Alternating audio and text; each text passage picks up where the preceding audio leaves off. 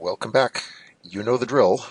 After they show us pictures and have us give names, they give us names and have us draw the pictures. So let's see if we can do this. Reminder, anytime you see oic acid, you're going to draw some big thing of carbons, and it's going to end with a carboxyl group, which is a COOH. Looks like this.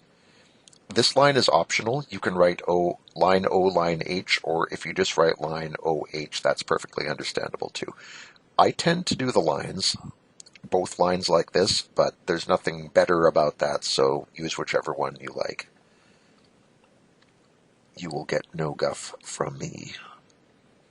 So, hexanoic acid. The hexan should make you think of hexane, which means a chain of 6 carbons. 1, 2, 3, 4, 5, 6.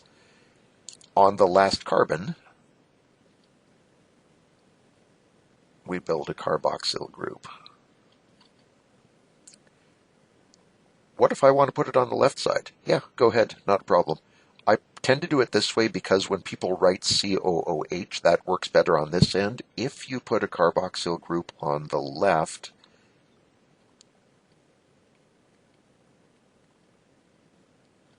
this no longer looks like COOH. It looks more like HOOC, and there's nothing strictly wrong with that, but I think the readability is a little bit better if you hang them on the right end, and I think most chemists agree with me on that.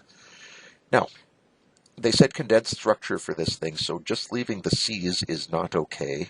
We need to tell them how many hydrogens this thing has. So, this carbon has 1, 2, 3, 4 bonds on it, no room for hydrogen. This one has bonds left and right. It can take 2 hydrogens.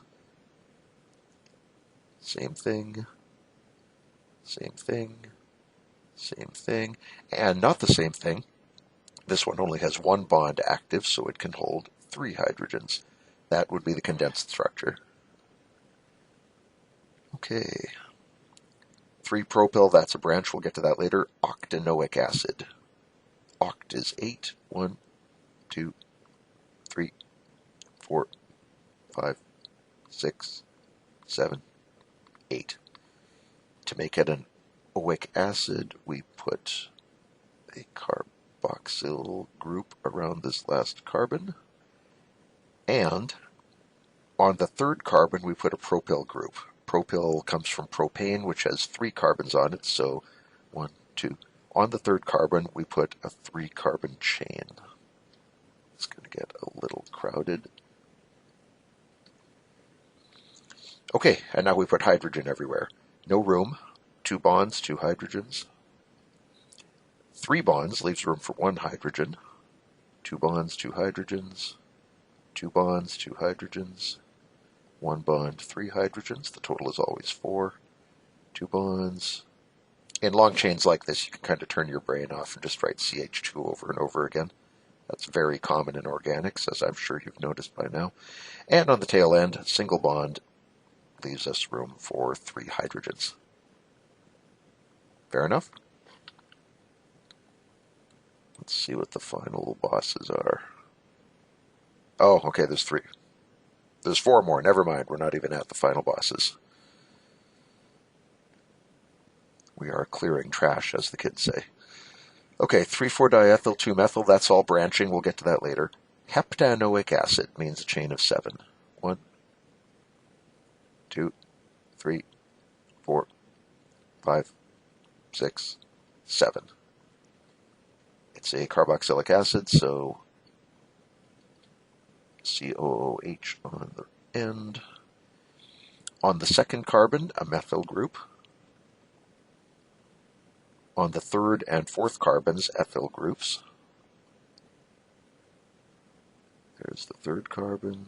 There's the 4th carbon. Okay, and now we draw hydrogens until we can't stand it anymore. CH3. Bunch of 2's along here. 3 bonds there leaves room for only 1 hydrogen. CH2, CH3. 3 bonds there leaves room for 1. Bonds up and down leaves room for 2. Only 1 bond leaves room for 3.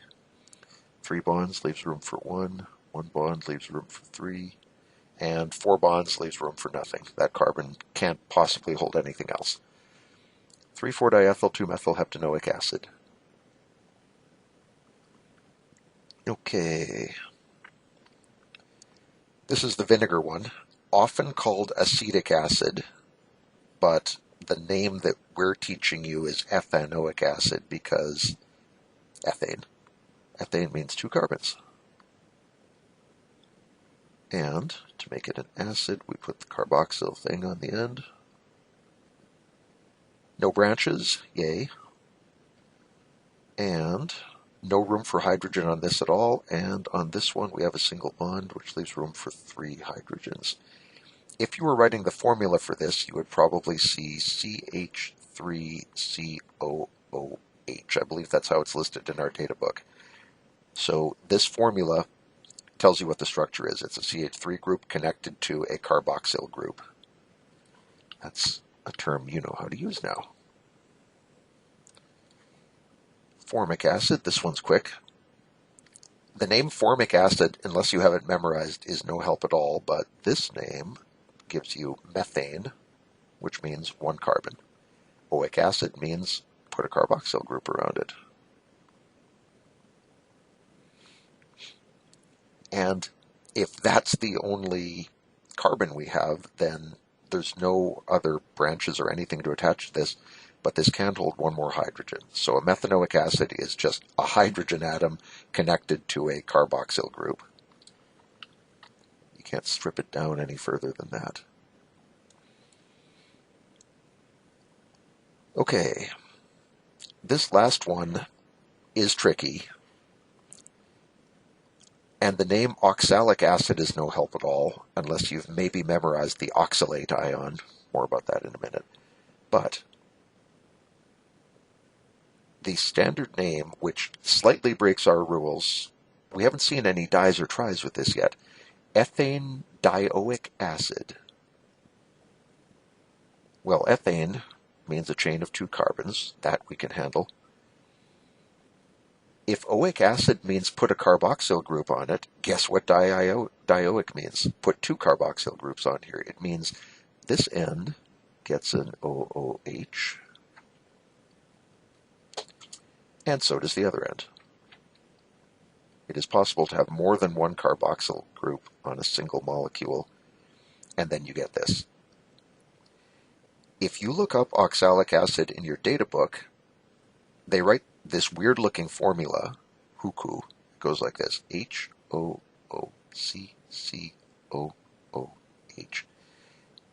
And many a student has looked at this and said, that's stupid. Why don't they just write C2O4H2? That would be so much more condensed. What's the sense of this thing?